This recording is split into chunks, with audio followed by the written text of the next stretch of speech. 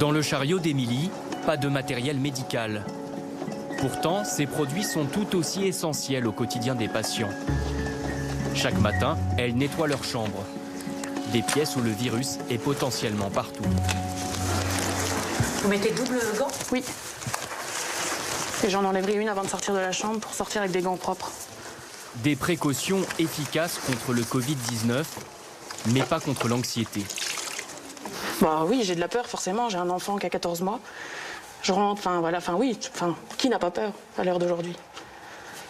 Pourquoi vous le faites quand même? Bah c'est mon devoir. J'ai choisi ce métier et je dois le faire, c'est comme ça. Après, je vois pas pourquoi un patient malade, un patient Covid ne doit pas avoir une chambre nettoyée. Derrière cette porte, l'une des 36 malades du coronavirus hospitalisés dans le service. Bonjour. Vous avez eu votre toilette, madame? Oui, ça y est, c'est fait. Je viens faire le ménage. Tous sont à l'isolement. Vous avez pas froid, madame? Non. On laisse ouverte la fenêtre? Avec les soignants, Émilie est l'une des seules personnes autorisées à pénétrer dans les chambres. Vous discutez un petit peu avec votre patiente, on voit? Oui, c'est très important. Ils ne voyaient pas beaucoup de monde dans les chambres et du coup, on essaye de les faire dialoguer un petit peu. Je me dis, les patients, ils n'ont pas de visite du tout. On est les seuls un peu à rester un peu plus de temps que les soignants dans les chambres et du coup, un peu discuter avec eux, quoi. Et vous vous accordez ce temps-là? Un petit peu. Le peu de temps qu'on peut passer, on le fait. En fait, j'enlève mon tablier, ma première paire de gants pour ressortir propre de la chambre. Ouais. Bonne journée, madame. Oui, mesdames. Merci. Et du coup, comme on va les rentrer dans la chambre, je désinfecte. Ces gestes, Émilie les accomplissait déjà parfois pour certaines maladies infectieuses. Mais cette épidémie est particulière. C'est plus dur que d'habitude. Il y a plus de décès qu'en temps normal. Une atmosphère pesante dans les couloirs de l'hôpital, mais aussi dans sa vie privée. La jeune femme se sait exposée. Elle fait donc très attention quand elle rentre chez elle. Jusqu'à imprégnation. Depuis le début, je dors plus avec mon conjoint, j'embrasse plus mon fils de 1 an. Je prends quand même des distances avec ma famille pour éviter qu'il l'attrape. Vous ne prenez plus votre fils d'1 an dans vos bras? Non. Il faut faire des sacrifices, je pense. Ces sacrifices individuels permettent de faire fonctionner l'hôpital de Saint-Dié. Comme Émilie, ils sont des dizaines à y travailler dans l'ombre, aux côtés des médecins et des soignants.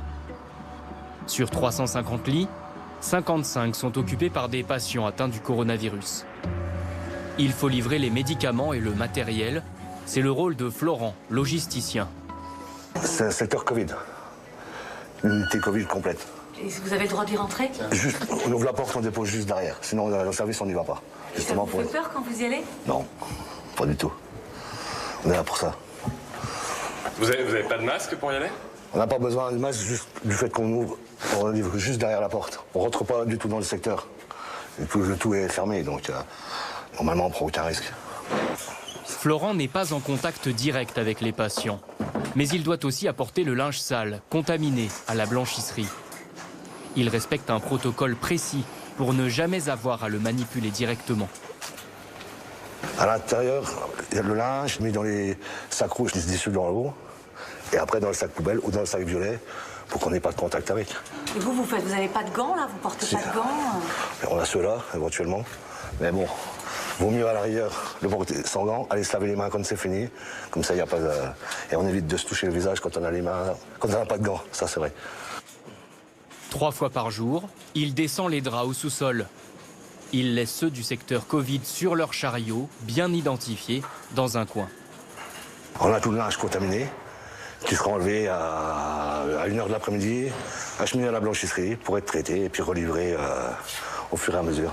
Parce que cela passe dans un autre circuit que le circuit de... Il y a un circuit de décontamination avant d'être lavé en circuit sale et normal. Florent vit aujourd'hui seul, ses enfants sont grands. Il prend la situation avec philosophie. Dans notre malheur, on a de la chance de pouvoir sortir tous les jours et de voir du monde par rapport au confinement. Vous préférez travailler qu'être confiné? C'est sûr, oui. Je ne me vois pas rester chez moi. Donc, et puis, au moins, on sert à quelque chose.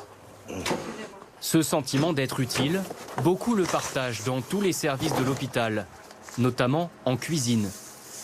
Ici, on prépare plus de 1100 repas par jour pour les soignants, 700 pour les patients. Et on fournit ceux qui seront livrés aux maisons de retraite de la région. Avec l'épidémie et la proximité des malades, Catherine se dit moins à l'aise que d'habitude. Mais elle se sent obligée de venir. Il faut quand même venir travailler, on est quand même au service des patients. Hein. Il faut bien les nourrir, c'est déjà leur seul petit plaisir, surtout dans les EHPAD, c'est quand même d'attendre une bonne nourriture quotidienne. Donc il faut penser surtout aux patients, je pense. Après, c'est sûr qu'on a notre inquiétude. Hein. Pour nous personnellement, pour nos vies privées, c'est normal. Donc au menu, c'est de la purée de brocoli pour le lundi midi. Le lundi soir, c'est mon collègue qui fera des quiches lorraines tout à l'heure. Ici, les mesures d'hygiène sont déjà drastiques en temps normal et la cuisson des aliments neutralise tout virus. Le Covid-19 ne change donc rien en pratique, même s'il reste dans les esprits. On en parle quand même un peu le matin, mais après, bon, heureusement, on est un peu dans notre travail, donc ça absorbe un peu pour penser à autre chose. Après, il faut qu'on avance aussi, hein. On ne peut pas faire que de parler de ça, quoi. Et c'est sûr que je m'inquiète aussi pour mon collègue, je sais qu'il a eu des problèmes de santé, donc c'est pas évident. Brice a été opéré du poumon. Le coronavirus l'inquiète donc personnellement. Il a hésité un moment à continuer. Je me suis renseigné, on va dire, sur nos droits, tout ça. Après, les réponses qu'on a, c'est souvent, on est en guerre. Donc, on entend ça, bon, d'accord, ok. Il a acheté les collègues, c'est pas forcément non plus... Pour tout ce qu'on arrête, il faut penser aux collègues aussi, quoi. Un esprit d'équipe qui permet à tous de tenir. Pour l'instant, le centre hospitalier de Saint-Dié-des-Vosges parvient à contenir la vague de malades qui se déclare dans la région.